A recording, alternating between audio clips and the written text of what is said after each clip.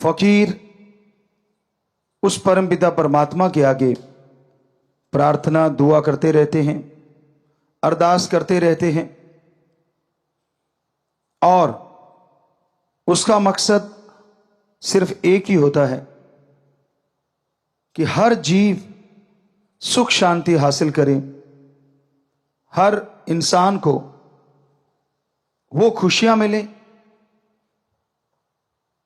जिसके लिए वो दुआएं करता है, प्रार्थनाएं करता है। पर जायज नाजायज मांग ना तो कभी पूरी होती है और ना उसके लिए संत पीर फकीर कोई दुआएं करते हैं। जायज नाजायज, सही है गलत है, इसका पता कैसे चले? आप अगर सत्संग लगातार सुनते हैं, ये हो ही नहीं सकता कि आपको ये ना पता चले सही मांग कौन सी है और गलत मांग कौन सी है। सही मांग वो होती है जिससे परिवार का भला हो, समाज का भला हो, देश का भला हो और संसार का भला हो। सही मांग वो भी होती है शरीर का भला हो, आत्मा का भला हो और दिमाग में शांति रहे, संतोष धन आए, मन ना भटकाए, माया ना छलिया बने, काम वासना क्रोध लोभ मोह अहंकार तंग ना करें। ये सारी प्रार्थनाएं जब की जाती हैं तो परमपिता परमात्मा की दरगाह में मंजूर होती हैं।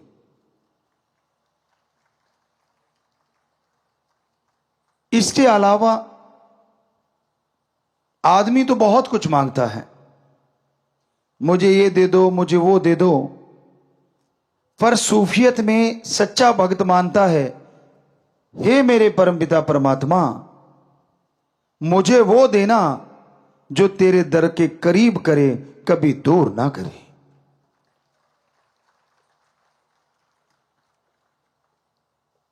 बहुत धन दौलत आ गई लोगों के पास, ऐशो आराम के साधन हो जाते हैं और कमी ये आ जाती है कि वो परम पिता परमात्मा से दूर हो जाते हैं। तो आज यही कि मांगना कैसे है और किससे मांगना है। वैसे तो समाज में रहते हुए आप समाज से मांगते रहते हैं, लेन देन चलता रहता है, पर वो स्वस्थ तरीके से लेन देन हो। जुबान के पक्के बनो, और जो जुबान के पक्के होते हैं उन पे ही समाज में विश्वास किया जाता है, यकीन किया जाता है। जो जुबान के कच्चे होते हैं, घर वाले यकीन नहीं करते, समाज तो क्या करेगा। पुराने समय में हमारे भारत में यह संस्कृति रही है कि दो दोस्त एक दूसरे को जुबान दे देते थे छोटे छोटे बच्चों के लिए कि भाई अपनी दोस्ती है, तेरा बेटा और मेरी बेटी की शादी आपस में करेंगे ताकि ये रिश्ता और मजबूत हो जाए। तो दोनों हाथ मिलाया या यूं कह दिया कि हां पक्का, और फिर 100% वो पक्का होता था, उसमें कच्चापन नहीं आता था। आज पहली बात तो जुबान ही नहीं रही, जुबान करके लोग मुकर जाते हैं। दूसरी बात, जुबान को छोड़ो, लिखा हुआ मुकर जाते हैं। ऐसा टाइम, ऐसा समय है। प्यारी साध संगत जियो, इंसान जब मांगने बैठता है उसे यह लगता है कि मैं तो जायज ही मांगता हूं, नाजायज मांगता नहीं।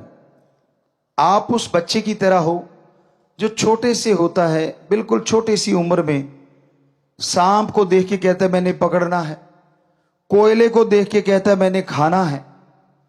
तो क्या अच्छे मां बाप आप में से अपने बच्चों को वो खिला देंगे?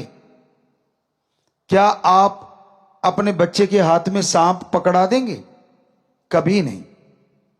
तो परम पिता परमात्मा तो आपकी आत्मा का मां बाप है, आपकी आत्मा का साईं है।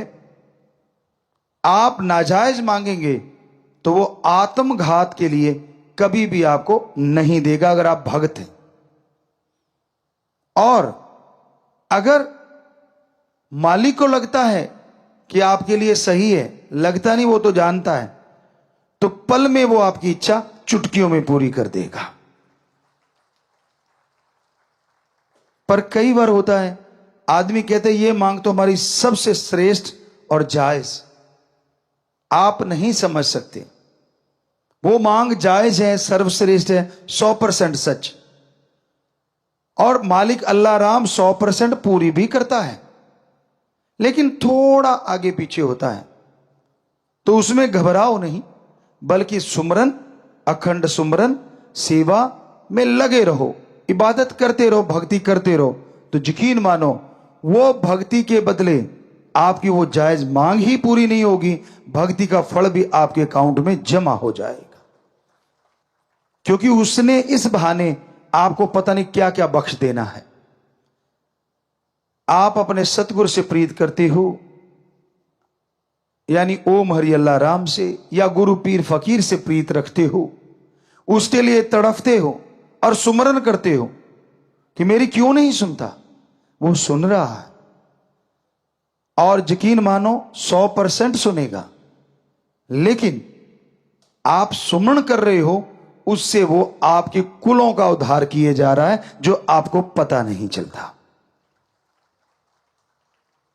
आने वाले बुरी वक्त की तपिश से वो आपको बचाए जा रहा है। आने वाली तेज गर्म हवाओं से वो ढाल बन के आपके सामने खड़ा हुआ है। आने वाले बुरे वक्त से सुमरन करवा के आपको वो धुरी का दाना बनाना चाहता है, जिस पे चक्की घूमती है, सारे दाने पिस जाते हैं, लेकिन वो जो धुरी के साथ, वो जो किल्ली के साथ, वो कील के साथ जो दाने लग जाते हैं, जिस पे चक्की घूम रही है, पत्थर उठा के देखो, वो दाने ज्यों के त्यों बच जाते हैं। इसलिए वो आपसे वो सुमरन करवा रहा है। इसलिए आपको कहता है नाम चर्चा में, यानी मालिक के नाम की यहां चर्चा हो।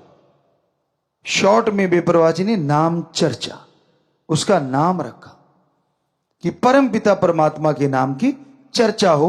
वहां जाके सुनो, फल बहुत मिलेगा। जितना आगे मिलता था उससे सैकड़ों गुना ज्यादा यह फल रोजाना बढ़ता जाएगा। जितना आप रेगुलर होते जाओगे उतना फल बढ़ता जाएगा। आजकल नहीं है जो कि स्कूलों में होना चाहिए। हमारे टाइम में था कि जो सबसे ज्यादा जिसकी हाजिरी होगी स्कूल में, उस बच्चे को अवार्ड दिया जाता, चाहे कॉपी पेन ही क्यों ना हो। आज तो युग बड़ा आ गया, थोड़ा बड़ा अवार्ड भी रखा जा सकता है। तो उस वजह से बच्चे कंपटीशन में आ जाते थे और स्कूल से बंक नहीं मारते थे। फायदा किसका? बच्चों का भी, टीचरों का, प्रिंसिपल, हेडमास्टर का। क्यों? क्योंकि बच्चे लगातार आएंगे, ज्यादा ज्ञान हासिल करेंगे, तो मेरिट होल्डर तो क्या, वो जिले में और हो सकता है स्टेट, देश में भी टॉप आ जाए। आज के युग में हमने देखा बच्चे बंक मार के अपने आप को बड़ा साबित करते हैं कि मैंने इतने बंक मारे हुए हैं। उनको लगता है मैंने बहुत बड़ा काम कर रखा है। ये नहीं पता कि आपने अपने एम के अंदर सुराख कर रखा है। बचपन में एम होता है कुछ बनना, और जब जवानी आती है तब तक बन जाना, और जब अधेड़ अवस्था आती है तब तक बन के सारी खुशियां हासिल करना। लेकिन आज के दौर में ये चीजें नहीं है। तो हमारे वहां बच्चों के एक तरह का गुरुकुल ही है वो, और मां बाप आते थे तो सिखाया जाता था कि जब वो मां बाप का दिन आए बात बाद में करना, पहले अपने माँ बाप के पांव छूने हैं झुक के। ये इसके पीछे बहुत बड़ी साइंस, बहुत बड़ी विज्ञान है। आप झुकते हैं तो वो जो पांव को छूना और एक सिर पे हाथ का आना, इसके अंदर बहुत बड़ी साइंस छुपी हुई है। झुकना सिखाता है कि धर्म कहते हैं कि दीनता, नम्रता, आपकी ईगो फिर हार्ट नहीं होगी अगर आप आज झुकना सीख जाते हैं। जो झुकना नहीं सीखते वो टूट जाया करते हैं। ऐसे तिनके को मरोड़ो, कुछ तिनके ऐसे होते हैं जो लचीले होते हैं, ऐसे ऐसे करते रहो, टूटते नहीं। उसी के वजह से दूसरे तिनके को ऐसे करते तड़ाक टूट जाता है। तो जिंदगी में आने वाला समय पता नहीं कैसा है, ये तो राम जाने। अगर वो मां बाप के सामने झुक गए तो हो सकता है लाइफ में मालिक ना करे ऐसा टाइम आए कि आपको झुकना पड़ जाए, तो तकलीफ नहीं होगी क्योंकि आप झुकना जानते हैं। और मां बाप का आशीर्वाद वो डुप्लीकेट नहीं होता, दुआएं लेके आता है, पॉजिटिव रेज लेके आता है कि बेटा सुखी रहे। यूं सिर पे हाथ रखते ही वो उनकी पॉजिटिव एनर्जी आपके अंदर प्रवेश कर जाती है। तो इसलिए हमने अपने बच्चे जो स्कूल में पढ़ते हैं उनको सिखाया था, हॉस्टल में खास करके जो बच्चे रहते हैं, कि बेटा जब पेरेंट्स डे हो आप जाओ, सबसे पहले माँ बाप के पांव छुओ और फिर पूछो कि पापा माँ सेहत कैसी है। और इससे कुछ जाता नहीं। यकीन मानो अगर आप झुक नहीं रहे तो ईगो अड़ रही है कि हमारे तो विचार ही नहीं मिलते, हम तो ऐसे कैसे झुक जाएं। विचार अपनी जगह, थॉट्स अपनी जगह, पर ये लेना देना अपनी जगह। आप सत्कार देते हो, बदले में पॉजिटिव एनर्जी ले लेते हो। बताओ फायदा किसको। ना चाहते हुए बुजुर्गों को हाथ रखना पड़ता है, पर कई बुजुर्ग होते हैं पीठ घुमा लेते हैं कितने के दिन। वो जट्टू इंजीनियर वाला काम तो होने से रहा, जो आपने देखा था कि वो पीछे पड़ गए थे क्योंकि उन्होंने तो अचानक पैर पकड़ के खींच लिए थे। खींचने नहीं, टच करने होते हैं। तो वो तरीका, अब साइंस भी इस चीज को मानने लगी। जब आप सुमरन करते हो, आपको नहीं मालूम, लेकिन बहुत पहले भी हमने सुनाया था, कुछ देशों के साइंटिस्टों ने इस पे रिसर्च किया और ये बताया कि जो लोग सुमरन करते हैं उनको एक जगह बिठाया और जो नहीं करते उनको अलग। तो बड़े परिवर्तन मिले। सुमरन कर रहे बड़े शांत रहते हैं जो सुमरन कर रहे थे, जो नहीं कर रहे थे वो बात बात पे टेंशन ले रहे थे, चिंता कर रहे थे। सुमरन कर रहे थे वो जिंदगी जीने के ढंग सीख रहे थे, और सुमरन नहीं करते थे वो टेंशन लेके सुसाइड की तरफ जा रहे थे। फिर उन्होंने उनका रिसर्च बंद कर दिया, अब सुमरन वालों पे फोकस कर दिया कि ऐसा क्यों है। सेंसर लगाए गए, कंप्यूटर से जो भी सिस्टम थे सारे लगाए गए, और ये बहुत पहले की बात है, सर्च करने पे शायद मिल जाए, लेकिन हमने कहीं पढ़ी थी। तो उन्होंने फिर ये देखा कुछ दिनों के बाद कि एक रेज आ रही हैं, और वो रेज आसमान की तरफ से आ रही हैं, और जो सुमरन कर रहा है, मेडिटेशन कर रहा है, वो रेज आके उसके दिमाग पे यूं किरणें, आपने देखा ना कई बार कि ऐसे आपने फोटो में ये तो एक कंप्यूटराइज्ड चीजें होती हैं कि यूं हाथ की और यहां से एक लाइट निकली, आप देखते होंगे डॉक्यूमेंट्री वगैरह में, तो वो लाइट पड़ रही है, वो 100% सच होता है। ऊपर से रेज आती हैं और वो माइंड में टकराती हैं, ये साइंटिस्ट कह रहे हैं, और उनके अंदर माइंड में परिवर्तन आने शुरू हो जाते हैं। डीएनए के जो सेल्स हैं वो मजबूत होते हैं, अंदर डीएनए पनप रहा है, वो और स्ट्रांग होता चला जाता है। फिर उन्होंने सोचा इन रेज का पीछा किया जाए। जब उन्होंने उस रेज का पीछा किया तो एक हद के बाद पता नहीं चला वो रेज आ कहां से रही, क्योंकि इनकी जो साइंस की जो दायरा है वो ब्रह्मांड के अंदर तक का है, और वो ब्रह्मांड से पार से आती हैं रेज। किससे आती हैं? ओम, एक ओंकार, अल्लाह, गॉड, सुप्रीम पावर से आती है। क्या संत पीर फकीर आशीर्वाद देते उससे भी रेज आती? जी हां, आती हैं। क्यों आती हैं? क्योंकि उनका हाथ पार ब्रह्म उस परमपिता परमात्मा से जुड़ा होता है। साइंस के अकॉर्डिंग उनकी सिक्स सेंस हमेशा मालिक से कनेक्ट रहती है। इसका मतलब यह नहीं कि उनकी सिक्स सेंस यहां काम नहीं करती, बल्कि आपसे कई गुना ज्यादा उनकी सिक्स सेंस यहां भी काम करती है। यह कैसे पॉसिबल है? यही वो अनसुलझी पहेली है जिसे साइंस शायद ही कभी सुलझा पाए, पर धर्म सुलझाते हैं। कैसे? संत पीर फकीर जैसे आपको बताया बनाए नहीं जाते, वो पैदा होते।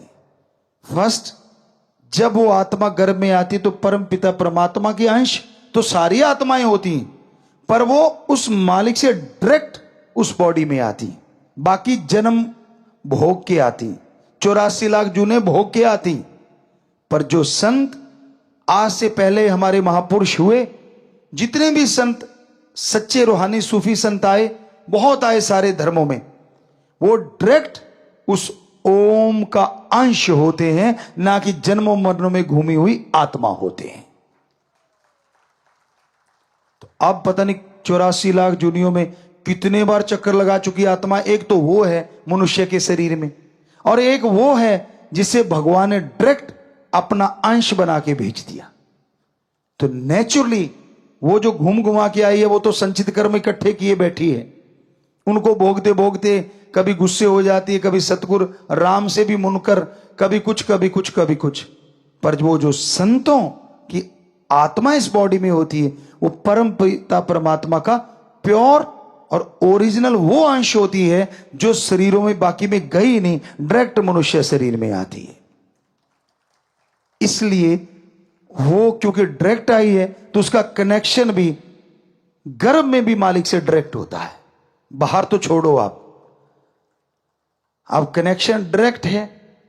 तो जब वो आशीर्वाद या वो बात कहें या वो आंखों से निहार दें, असर किन पे पड़ता है? इन रेज का। जो झोली फैलाए बैठा है, दीनता, नम्रता जिसके गहने हैं, जो 100% संतों के गुरु के वचनों को मानता है, ना कि नजायज फायदा उठाने के लिए आया, वो नहीं। जो अपने पीर फकीर पे दृढ़ यकीन रखता है। इसलिए हमने आपसे हमेशा दो ही तोहफे मांगे, वचनों पे पक्के रहो और दृढ़ यकीन रखो, तो नेचुरली प्रीत बढ़ेगी। और फिर आप देखोगे कि एक नजर भी अगर टकरा गई तो पता नहीं क्या से क्या दिखा दे। ये हमारी कोई औकात नहीं, ये तो उस परमपिता परमात्मा की हम रहमत कृपा बता रहे हैं कि ये उसने किया होता है। वो कौन से शरीर को चुनता है, ये भी उसका काम होता है। तो इसमें हमारा तो कोई काम नहीं रहा ना, किसी भी संत का कोई काम नहीं होता। ये सारा उस ओम सुप्रीम पावर का काम होता है। वो ही बॉडी की रचना करता है, वो ही उस बॉडी में अपना डायरेक्ट अंश भेजता है। हो सकता है ये सवाल कभी ना कभी आप लोगों के किसी ना किसी बहन भाई के दिमागों में आए होंगे, जो आज हम आपको सुना रहे हैं, या आपकी जानकारी के लिए। क्योंकि अंदर तो आता ही है कि हम तो 84 लाख जोन भोग के आए, जोनियों में जाके आए। क्या संत पीर फकीर भी इसी को फॉलो करते हैं? कई बार ऐसी चीजें देखने को मिलती है। मान लीजिए अब संत पीर फकीर किसी को कह देते हैं कि ये बेटा कर लेना, या ये तू बीमार है तो ये ले, ऐसे कर लेना। अब 2-4 और खड़े होते हैं, वो कहते हैं यार मुझे क्यों नहीं, इसको क्यों। हो सकता है बिना प्रसाद के वो अपनी निगाहों से तेरा रोग काटते हैं, पर तेरे जची नहीं, तूने उसको उल्टा ले लिया इसलिए वो नहीं कटा। काश उसको इस तरह से ले लेता कि मुझे इसका मतलब ये है कि प्रसाद की भी जरूरत नहीं, उनका नजरे कर्म ही काफी है, तो यूं यूं यूं ठीक हो जाता। तो ये सोचने का होता है। रूहानियत बहुत गहरी है। संतों का कोई भी काम बिना वजह नहीं होता, क्योंकि वो अपने लिए नहीं जीते, वो पूरे समाज के लिए जीते हैं। वो अपने लिए नहीं जीते, परमपिता परमात्मा के लिए जीते हैं। वो उसके गुलाम होते हैं, उसके नौकर होते हैं। इसलिए कई जगहों पे महापुरुषों ने, परमपिता जी दाता रहबर ने पहली बॉडी में भी फरमाया कि परमपिता परमात्मा का काम संतों द्वारा ही सारा होता है। ये बेप्रवाह जी के वचन है। तो आज आपको समझ आई ये क्यों होता और कैसे होता है। और बेप्रवाह जी के लिए एक वचन हुए थे साईं मस्ताना जी उस बॉडी में, यही हम कहा करेंगे। आप कहते पर्दा रखते हो, अब तो पर्दे पुर्दे तो उठा दिए बहुत सारे।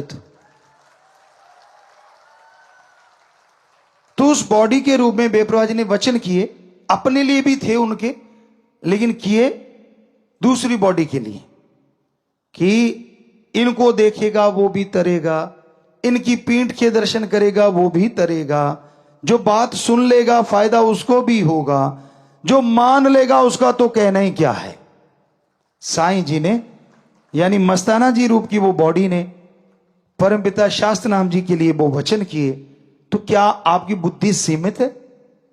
शायद तंग दिली है आपके अंदर, शायद आपका दिमाग काम नहीं करता।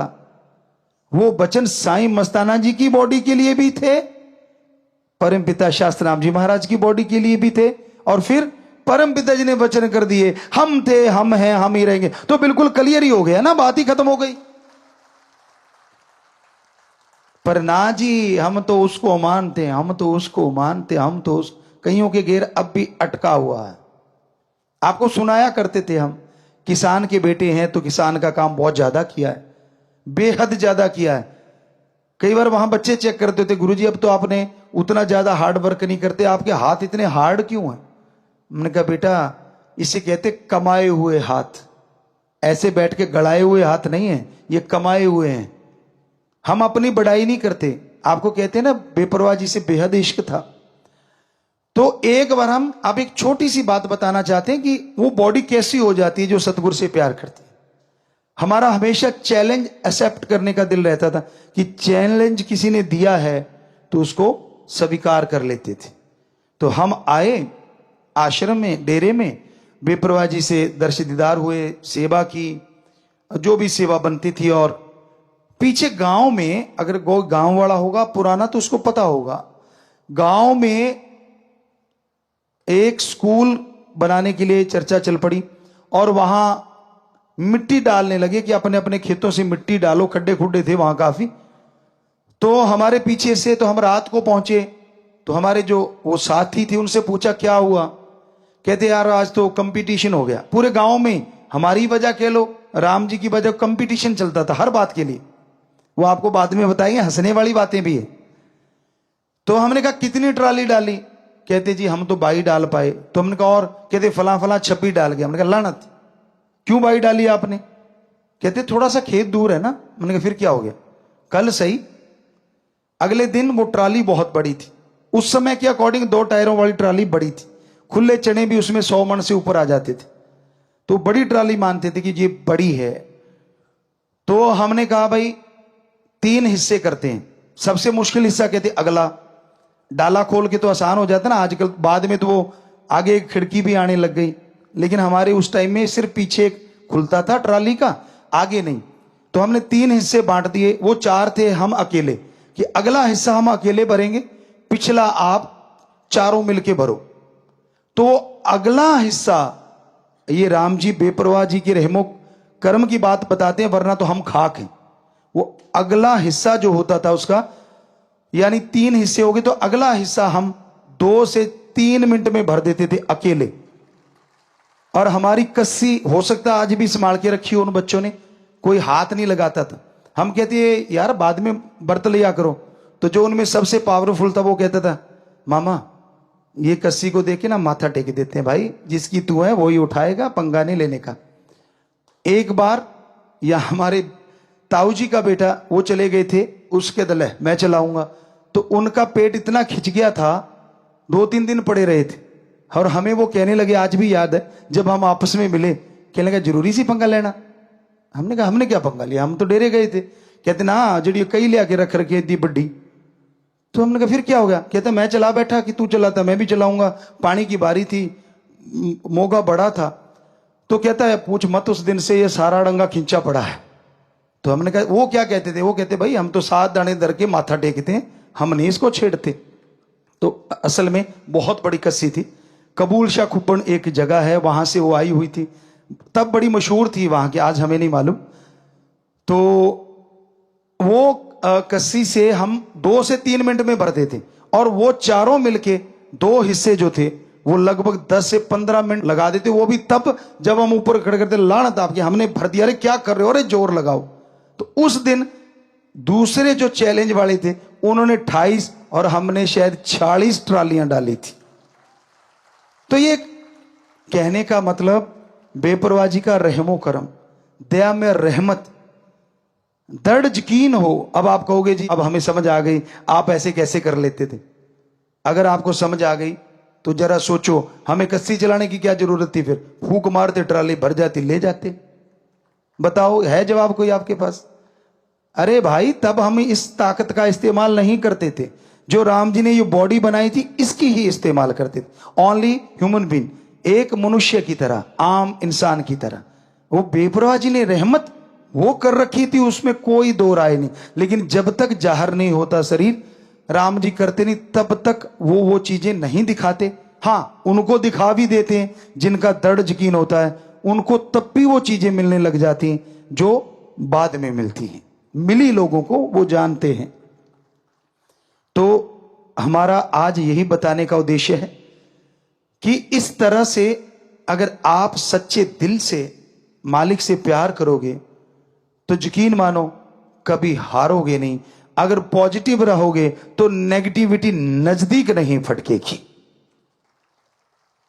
हमेशा पॉजिटिव रहो, हमेशा दृढ़ यकीन रखो अपने सदगुरु पे, मालिक माला माल कर देते हैं।